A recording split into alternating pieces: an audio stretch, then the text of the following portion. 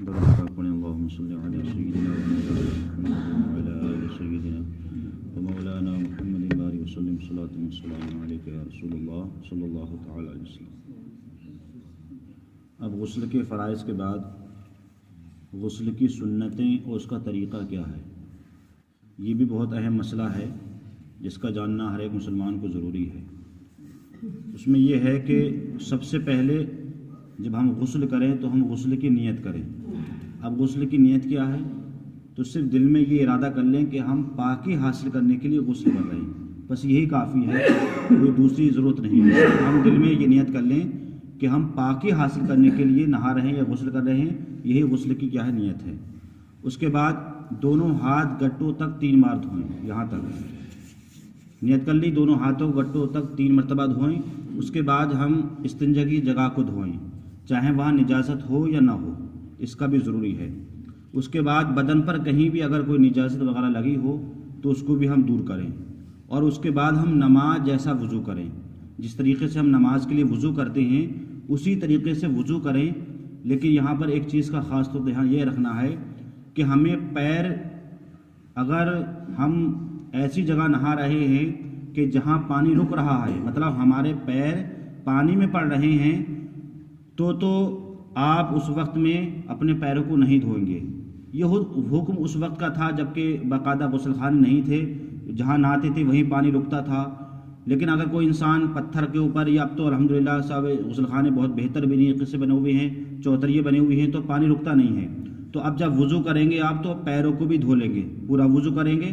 اس کے بعد پھر پورے بدن پر تیل کی طرح پانی چپڑیں گے، خاص کر کے جاڑے کے موسم میں۔ یہ تیل کی طرح کیوں حکم ہے؟ وہ اس لیے ہے کہ بدن کیا رہتا ہے، خشک رہتا ہے۔ اگر ہم صرف ایسے ہی پانی ڈالتے جائیں گے تو پانی بہہ جائے گا، لیکن صحیح طریقے سے ہمارے بدن پر نہیں پہنچے گا۔ تو ہم پانی ڈال کر کے ہم مل لیں تیل کی طرح، تاکہ ہمارا تمام بدن میں پانی بہہ جائے۔ اس کے بعد ہم 3 مرتبہ دہنے مونڈے پر پانی ڈالیں، چاہے لوٹا ہو یا مگ ہو، یا اگر کچھ بھی نہ ہو، ہم ٹنکی سے نہا رہے ہیں تو ہم تھوڑی دیر اپنے ٹنکی کا جو منہ ہے جس سے پانی نکل رہا ہے وہ دہنے مونڈے پہ ہم تھوڑی دیر لگا لیں، تاکہ ہمیں گمان ہو جائے کہ 3-4 لوٹے پانی بہہ گیا ہوگا۔ اس کے بعد ہم بائیں مونڈے پر ٹنکی کو یا موٹر کے پیپ کو ہم لگا دیں، اور اس کے بعد پھر ہم سر پر تھوڑی دیر لگا دیں۔ یہ کیا ہے؟ سنت ہے کہ 3 لوٹے دہنے مونڈے پر، 3 لوٹے بائیں مونڈے پر، اور 3 لوٹے سر پر۔ اگر لوٹے نہ ہوں تو ہم پیپ ہو یا ٹنکی وغیرہ جو بھی ہو ہم تھوڑی دیر لگا لیں۔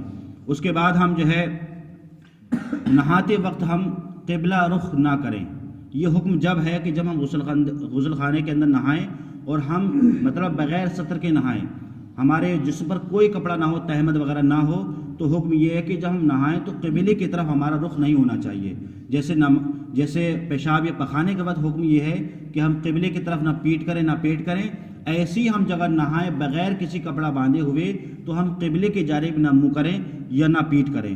اس کے علاوہ پھر اس کے بعد تمام بدن پر ہاتھ پھیریں تاکہ ہمارا پانی پہنچ جائے، جو ملیں صابن وغیرہ لگائیں، اور اس کے بعد جو ہے ہم اس جگہ سے ہٹ جائیں، اور ہٹنے کے بعد جو ہے نہاتے وقت ہم کسی قسم کا کوئی کلام نہ کریں۔ ہاں کوئی ضروری بات ہے ہاں یا نہ میں، یا کسی کچھ لین دینا ہے تو ہاں نہ میں جواب دے سکتے ہیں۔ یہ نہیں کہ عمومی طور پر جو آپ بات کرتے ہیں اس طریقے سے غسل خانے میں بات کرنا، یہ بھی کیا ہے؟ منع ہے۔ اس کے علاوہ نہاتے وقت میں کوئی دعا نہ پڑھیں، اس کا بھی خاص طور سے دھیان رکھیں۔ اس کے بعد اپنے تولیہ وغیرہ سے یا کسی بھی رومال سے آپ بدن کو پوچھ لیں، اس طریقے سے آپ کا غسل کیا ہے؟ ہو جائے گا۔ اب اس میں ایک خاص مسئلہ یہ ہے، غسل کی جو انسان غسل کرتے ہیں تو کبھی کبھی ایسا ہوتا ہے کہ ہمارے کسی جسم کے کسی ہاتھ پیر پر کوئی زخم ہوتا ہے جس سے پٹی بندھی ہوئی ہوتی ہے، تو پٹی بندھی ہوئی ہوتی ہے تو اب غسل کرنے کا کیا طریقہ ہے، آیا اس کو کیا کیا جائے گا؟ تو اس کے تعلق سے یہ ہے کہ کسی زخم پر پٹی وغیرہ بندھی ہوئی ہو تو اس کے کھولنے میں ضرر اور حرج اگر ہو، مطلب اگر ہم اس کو کھولیں گے تو ہمیں دقت ہوگی یا پریشانی ہوگی، یا کسی جگہ مرض ایسا ہے یا درد ہو رہا ہے کہ جس کی وجہ سے اگر پانی وہاں پہنچے گا تو وہ نقصان دے گا، پورے اعضاء کو نقصان دے گا، تو اس صورت میں شریعت نے اجازت یہ دی ہے کہ آپ اس جگہ مسح کر سکتے ہیں۔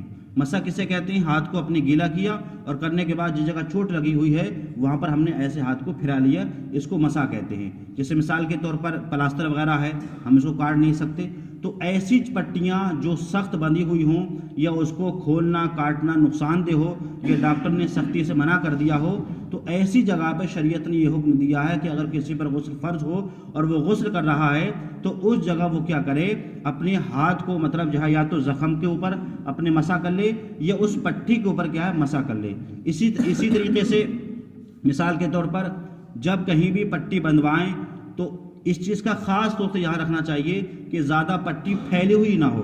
مثال کے طور پر ہمارے زخم ہے یہاں پر اور ہم اس کے یہاں بھی باندھیں اور یہاں بھی باندھیں تو یہ فالتو جگہ ہو گئی۔